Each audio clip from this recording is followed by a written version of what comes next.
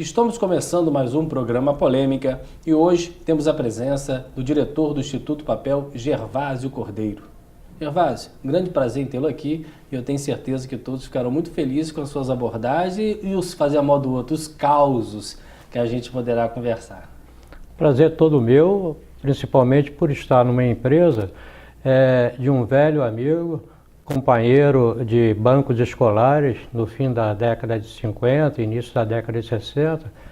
Eu e o Dr. Herbert, na época, eram amigos não só dentro do liceu, onde a gente estudava, mas também nas horas de folga, quando a gente estudava junto, às vezes na casa dele, às vezes na minha casa. Então eu fico muito feliz de estar aqui num espaço que ele criou e que está produzindo um sucesso muito grande, com a programação bem diversificada e com o seu programa que tem uma audiência muito boa.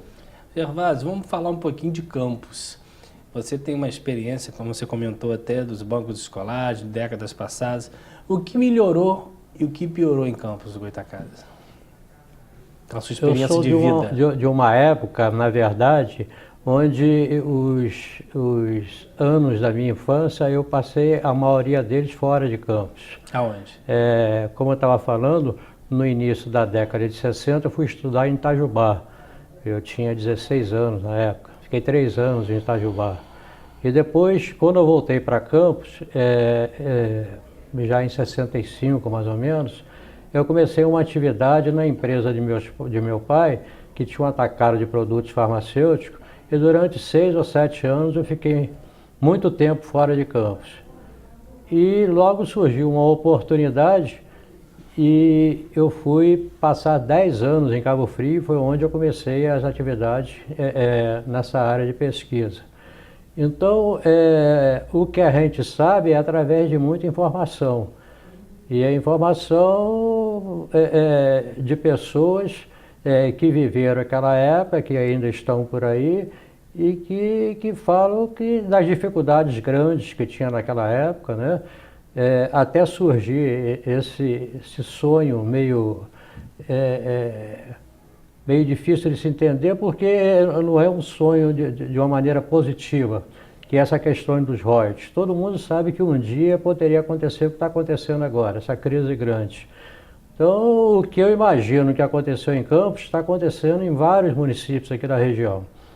Eu cito, por exemplo, São João da Barra, eu cito Macaé, eu cito Rio das Ostras, eu cito Cabo Frio, que são os 5 municípios que a gente tem uma certa ligação e que vivem esse momento.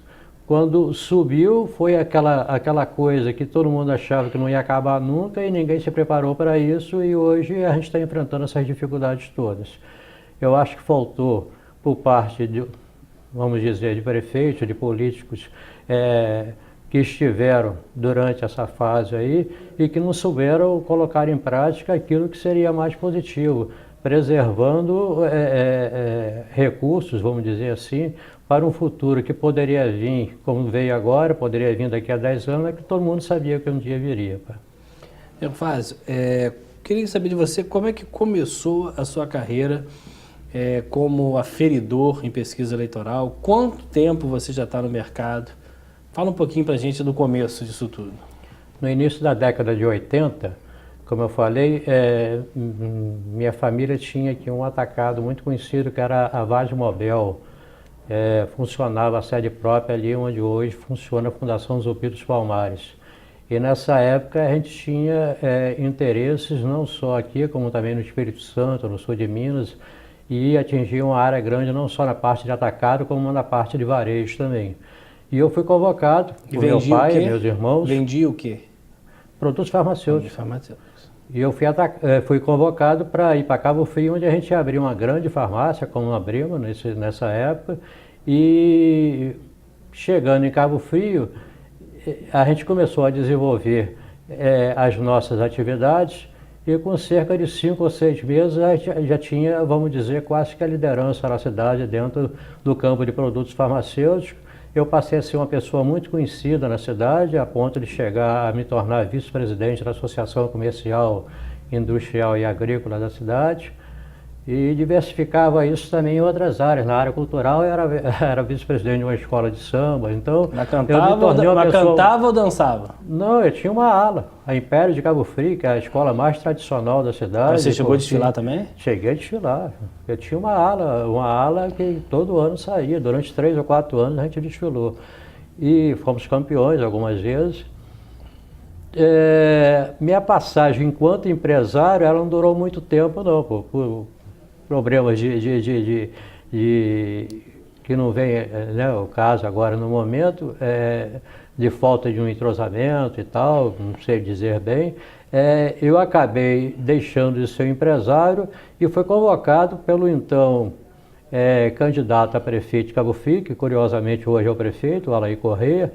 Ele iniciava uma campanha para a eleição de 1982 e me convocou para fazer parte da sua coordenação, 1 ano e meio antes da eleição. 3 ou 4 meses depois, ele um dia chegou para mim e me perguntou se eu gostava de matemática, de estatística, dessa coisa, porque ele mesmo fazia pessoalmente quer dizer, ele chamava de pesquisa, mas eram sondagens, porque não tinha caráter nenhum científico, não tinha metodologia nenhuma. Ele ia num determinado bairro, ouvia 50, 60 pessoas, contava e ficava satisfeito com aquilo. Foi aí, nessa época, né, a gente está completando agora 35 anos de atividade, foi aí que começou, não era ainda o Instituto Papel, a gente usava um nome da fama do Ibope, a gente usou o nome de IPOP, era Instituto de Pesquisa de Opinião Pública. E o grande desafio era acertar, né? A primeira grande eleição que a gente ia participar nessa nova atividade. E aí tem um fato, já que você falou em causas, aí eu vou contar o primeiro, faltando 10 dias para a eleição, um dia que chovia muito, além da coordenação geral, que cada um cuidava da sua respectiva área, tinha um grupo chamado Grupo Pensante. Era um grupo bem menor, que era um grupo que traçava estratégias assim mais delicadas, que outras pessoas não podiam tomar conhecimento, e que se reunia na casa de uma outra pessoa que nem era da coordenação, todos os dias às 7 horas da manhã. Aí chovia muito, o Alair virou para mim e falou assim, vamos testar aqui o nosso estatístico aqui, vamos fazer uma brincadeira aqui, vamos guardar e depois vamos ver quem que acertou mais. A eleição naquela época só tinha Arena e MDB. Eram 3 candidatos de um lado, 3 candidatos do outro.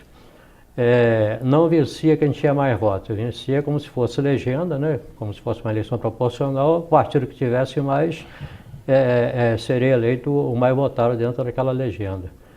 E aí cada um botou, tinha umas 5 ou 6 pessoas ali, cada um botou os palpites lá, e para satisfação minha, isso ficou guardado lá, e depois os números que eu coloquei lá foram os números que praticamente deram na eleição. Então foi um primeiro grande teste de fogo que eu tive.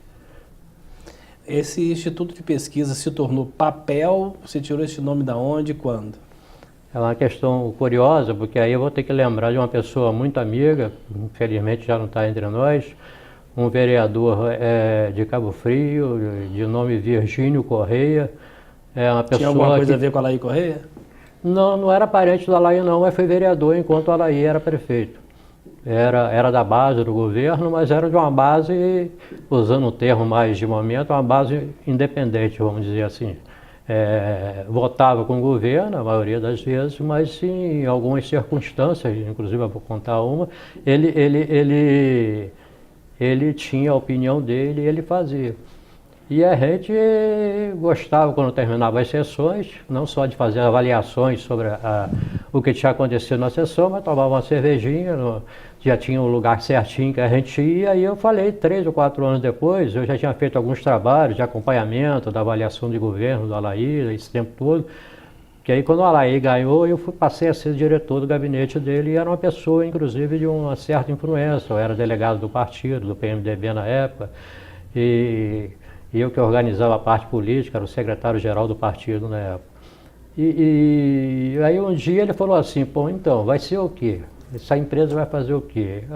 Aí começamos a dialogar ali, eu falei, pô, vai fazer um pouco de promoção, eu andava fazendo de vez em quando, fim de ano, fazia sempre umas promoções lá, e fazia a parte de pesquisa, a parte de assessoria e tal.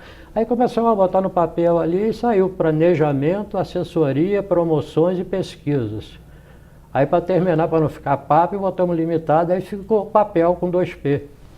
E aí foi batizado mais ou menos em 82, 83, mas a atividade minha mesmo eu comecei em 80. E em Campos, você começou efetivamente a trabalhar com pesquisa em que ano? A convite de alguém? Como é que foi isso? Ainda em Cabo Frio, citar duas coisinhas rápidas Sim, aqui, sim. ainda em Cabo Frio tem duas coisas que eu me lembro muito bem. Uma delas foi, junto com esse Virgínio Correia, numa famosa convenção que ia definir o candidato do PMDB, entre Nelson Carneiro e Moreira Franco, e a gente tinha uma posição desde o início do lado de Nelson Carneiro, como todo mundo, mas faltando, vamos dizer, 20 dias, 30 dias para essa convenção, todo mundo começou a mudar. Éramos 7 delegados, a gente ficou e os outros todos mudaram, e aí essa amizade com o Virgínio se consolidou mais em função disso. E eu tive uma história muito